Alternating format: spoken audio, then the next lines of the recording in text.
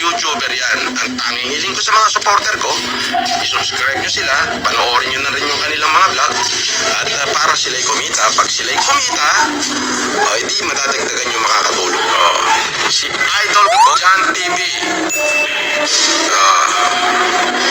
Sabi niya, patulong sa channel ko, Idol, Boss FLM. Yan yung mga maliliit na YouTube channel. Magtulungan. Oy, may balita ako Totoo ba yun? Na-declare na persona non grata sa buong Palawan si Labador at saka yung si Rosmar Pamulaklakin at saka yung kanilang team malakas. Daw? Akala ko ba malakas?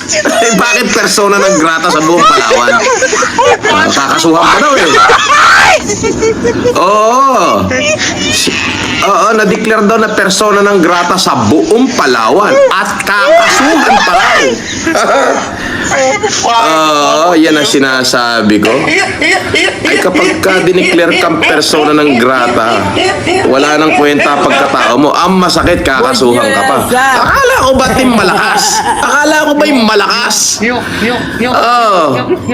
Alam nyo ba yung salitang FLM lang ang malakas? Sa akin ang galing yun nung panahon ng pandemic yung FLM lang ang malakas. Di ba? Ginaya, napakalakas daw nila. Ayun na, persona non grata na, may kaso pa. Pambihira. Alam mo,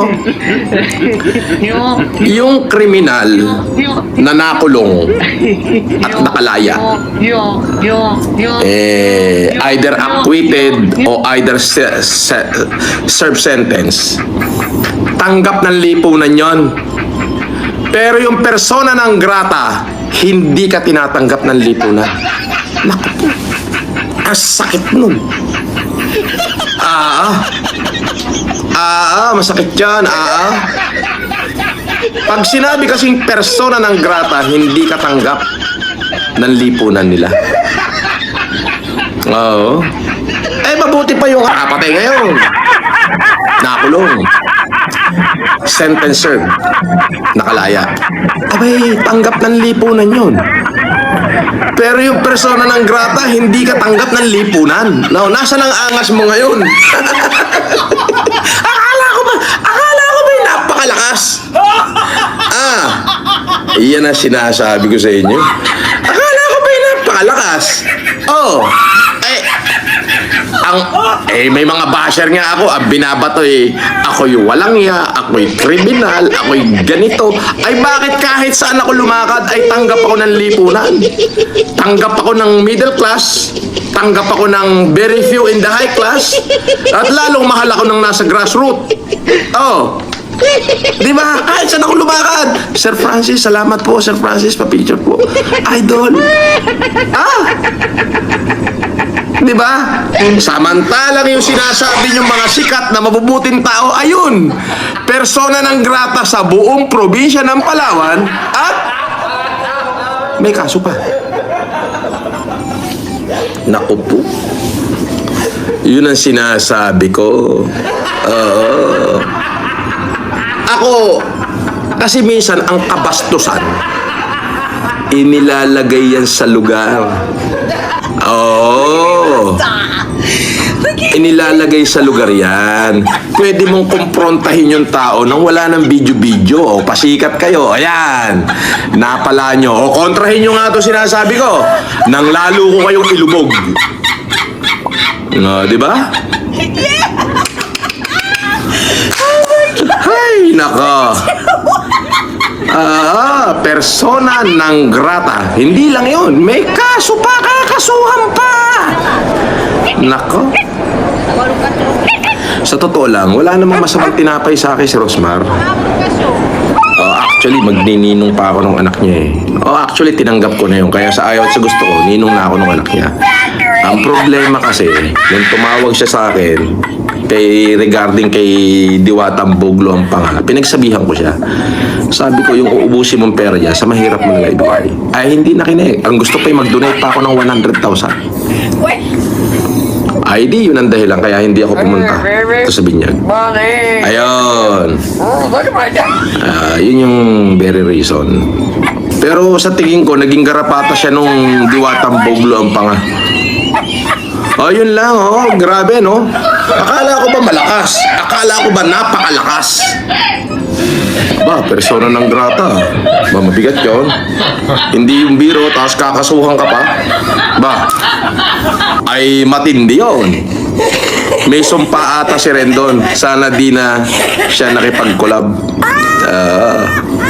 Ay wala. Akala kasi nila lalo sila sisikat sa mga collab-collab na gayaan. Alam mo yung bilanggo pag nakalaya? Ano yan eh? Tanggap ng lipunan yan eh. Lalo na yung mga serve sentence. Oh, buti pa yon. Pero yung persona ng grata, ibig sabihin hindi ka tanggap ng lipunan. Oh, at saka para dyan kay Diwatang boglo ang panga, lubog ang panga, okay? Oy, Deo, pagpasweldo ka na maayos sa mga empleyado mo. Oh. Ha? Oh. Sa akin lahat ng mga pangalan ng empleyado mo sa Quezon City, nagsumbong sa akin, oh. Oh, eto, para makita mo.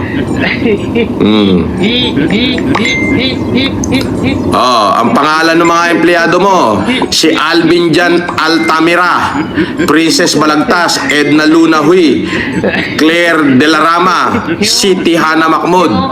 Oh, 12 oras na nagtatrabaho, 600 lang daw ang pasahod mo. Oh, wala ka sa minimum ha, tapos 12 oras pa.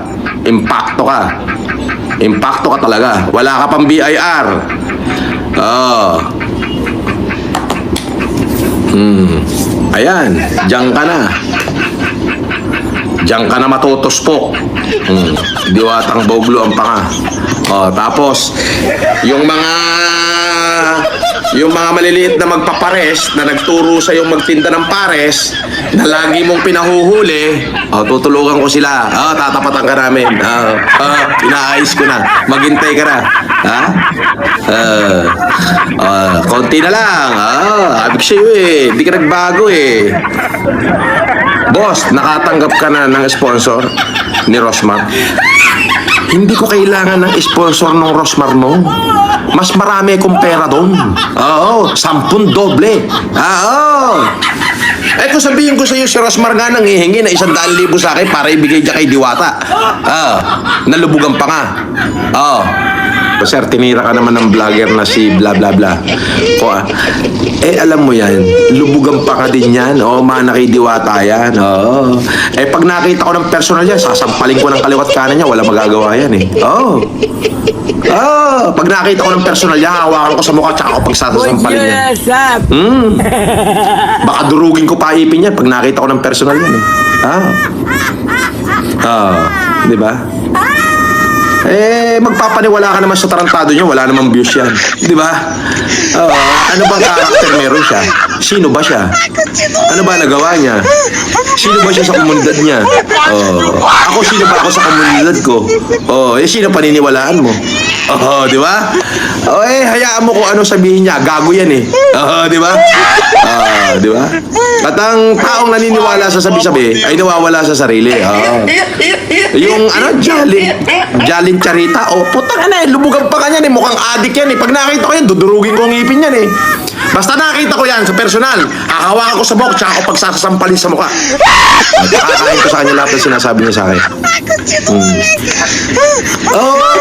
Eto, naririnig niya ako. Ipakita mo sa kanya yung dulo. Anak, Jalin Charita? Putang na, yung lubugan pa nga, putang inang yan eh. Pag nakita ko ng personal yan, sakali masalubong, makita ng mga tao, hahawakan ko sa ulo. Sasampalin ko ng kaliwat kanan. Sabihin mo sa kanya yan. Babangasin ko yung mukha niya. Ipakakain ko lahat na sinasabi niya sa akin. Kukunin ko yung cellphone niya, isusulok ko sa bunganga niya. Para ipakain ko sa kanya lahat ng mga vlog niya tungkol sa akin. Ganun lang kasimple yun. Pakisabi mo sa kanya, putang ina niya. Tangina talaga. Di ba? Opinion ko yan. Gusto ko siya murahin. Putang ina niya uli. Jalin Charita. Putang ina mo. Putang ina, adik yan. Akala mong matalino, puta. Bobo yan, Jalin Charita. Ulul. Ang pangit na itsura mo, tarantado, magpagupit ka. Boy, matulog ka rin paminsan-minsan ha. Mukhang hindi ka natutulog eh. Si Rosmar nga kinapos ng budget sa Palawang kaya umiska po nun sobra tao dumating. Mas marami pa ho ba yan doon sa 3 araw na humanitarian ko sa Northern Luzon? Pero sinigurado ko na lahat ng taong dumating natanggap nila yung dapat nilang matanggap. Yun yung sinasabi ko. 10 doble ng kayamanan ni Rosmar. Isang humanitarian ko lang ang katanggap. Kaya ba't ako hihingi sa kanya sponsorship? Sa totoo lang, siya nga tumatawag sa akin, humihingi ng 100,000 para kay Diwata ba't ako magbibigay? Diba? Hindi worth. Buwaka, sino ang sakalam ngayon? Aba, akala ko ba malakas? Bakit persona ng grata? Pag sinabing malakas, dapat malakas. Ayun. Persona ng grata, hindi lang sa Coron, sa buong lalawigan ng Palawan. Plus may kaso pa. Sinira nyo ang buhay nyo ng kayabangan.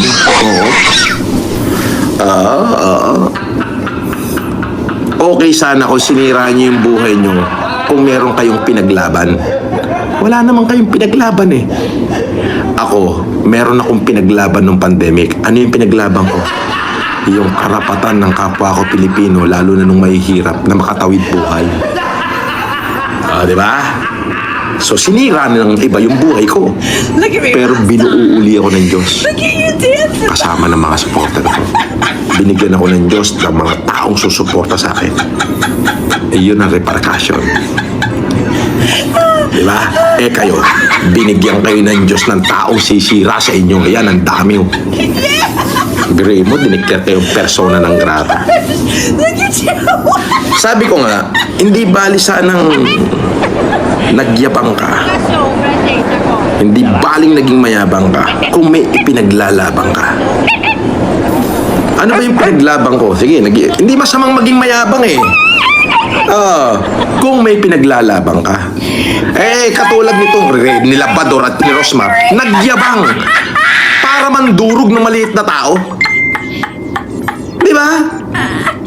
Si Labrador, si Rosmar, nag-hype sila eh. Alam mo yun? Nagyabang sila para mandurog ng maliit na tao. Ayan, napala nyo. Akala ko ba malakas kayo? Sabi ko nga, buti pa yung kriminal. Pag nakalaya, sentence serve, tanggap ng lipunan yan. Dahil pinagdusahan niya na yung kasalanan niya. Pero yung diniklara ka ng persona ng grata, ibig sabihin, di ka tanggap ng lipunan. Nagets mo? Hindi ka tanggap.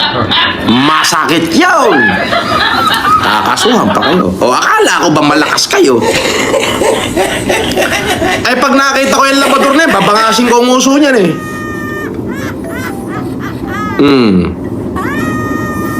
Diba? Napanood ko yung video, dinurudor, sino ka? Anong pinagmamalaki mo?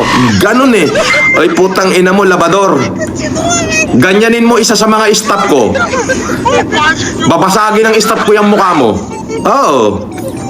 Mahangin ka na wala ka namang ihahangin. Tarantado ka minuto. Sumikat lang. Na-follow lang sa kanilang social media. Feeling invincible. Oy, tarantado. Buti pa yung malalaking tao ginanyan mo. Natuwa pa ako sa'yo. Labrador at pamulaklakin. Ban na kayo sa buong Palawan ha. Kala ko ba malakas? Yun yung sinasabi ko. Ganito kasi yan. Ito, Labrador, pakinggan mo at saka Rosmar. Total, nagkulab-kulab naman kayong dalawa. Okay lang mamahiya ng tao. Depende kung ipinapahiya mo siya dahil may pinaglalabang ka na para sa mas nakararami. Pero kung wala kang pinaglalaban, dudurog ka ng tao maliit pa. Wala kang makukuha suporta. Okay? Ako tularan nyo. May pinaglaban. Suportado nila ako. Yun yun. Okay? I love you guys. Mahal na mahal ko kayo. Shout out sa inyong lahat.